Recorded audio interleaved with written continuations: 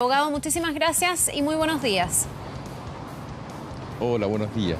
A ver, la primera pregunta es si es legal tanto arrendar como poner en arriendo una pieza dentro de un departamento o una casa que uno tenga. Bueno, la verdad que esta es una costumbre histórica en Chile. Hay que remontarse al concepto de las pensiones, especialmente en muchos lugares que son ciudad universitaria en nuestro país. Es un uso y una costumbre habitual. De hecho, creo que muchas generaciones en este país se educaron, dejaron sus casas, se trasladaron y se quedaban en la famosa pensión. Así que esto es una reinvención, el tema, digamos, o un nuevo concepto de poder, digamos, adquirir una pieza ahora por un día o una semana. Esta forma de modulación ha cambiado un poco hoy día con el tema de la tecnología y el alza, digamos, del valor de las propiedades, especialmente en los centros urbanos más importantes de nuestro país. Eso es una realidad.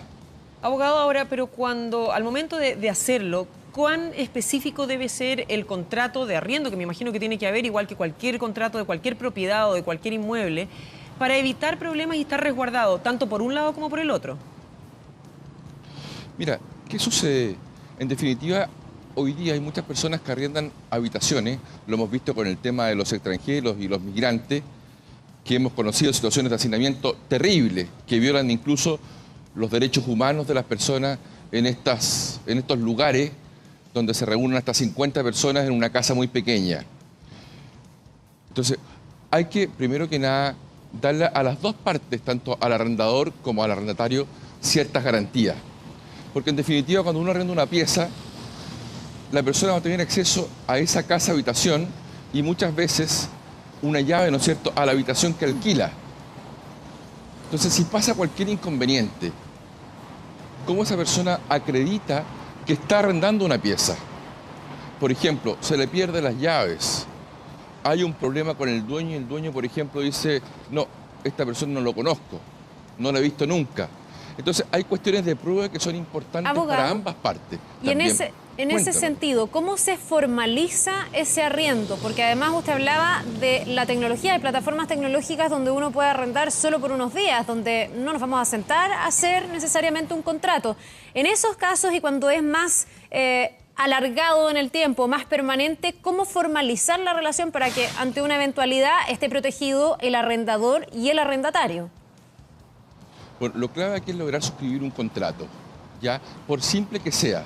De repente las personas hoy día, las personas en una casa particular que realizan esto hoy día como una opción 2 de ingreso, y esa es la verdad, tienen que realizar un pequeño contrato en que fijen, digamos, las condiciones, la dirección, la pieza, las condiciones de esa pieza, porque podría ser una pieza, por ejemplo, amoblada o una pieza sola, el tiempo que va a durar ese, digamos, alquiler o arrendamiento, que puede ser desde un día, una semana o un mes, la forma en que se va a pagar eso, ¿ya?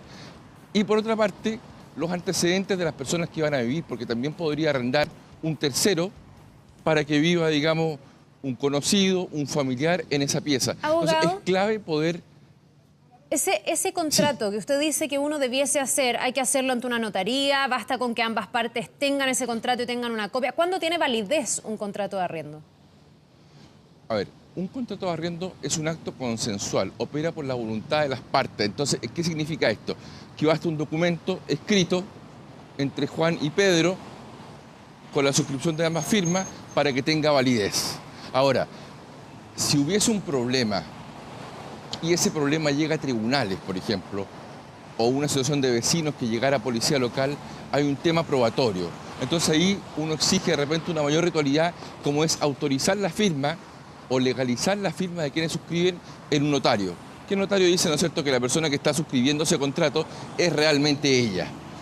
Abogado. Contratos más importantes se hacen por escritura pública, pero basta el consentimiento de las partes en un contrato privado. Abogado, usted lo dice, basta el consentimiento, ojalá que haya buena voluntad, ojalá en buenos términos, obviamente, todo eso. Pero en caso del ejemplo que usted mismo daba, se le pierden las llaves y el arrendador dice, yo no lo conozco, no lo he visto nunca. El arriendo, el contrato de arriendo, el papel está dentro del dormitorio, dentro de la propiedad. Cuando se necesitan esas pruebas, esos probatorios de los cuales hablaba usted, ¿qué debería ser? ¿Cuál debería ser el resguardo de nuevo en ambos casos, tanto para el arrendador como para el arrendatario?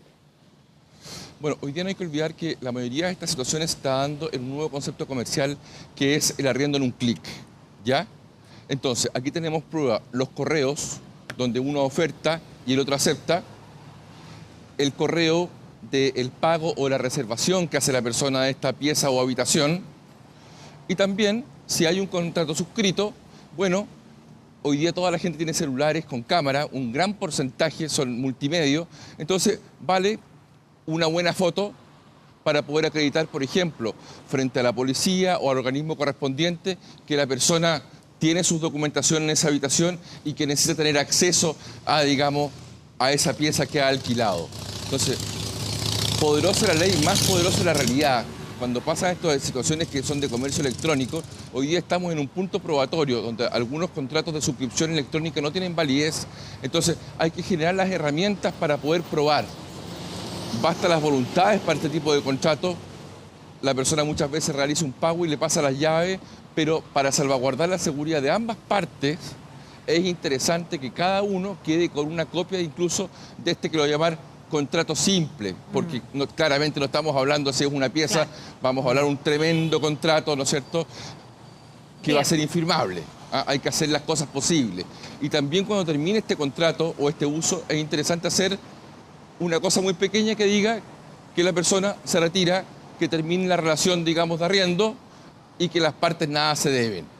Eso es clave para que lo que se llama un finiquito y la persona pueda sacar sus cosas de la propiedad, digamos, sin ningún inconveniente. Bien, abogado, queremos agradecerle por todas estas recomendaciones de un tema que va al alza, sobre todo por el encarecimiento de los arriendos. Muchísimas gracias, un buen día. Buenos días. Que tengan buen día. Gracias a usted.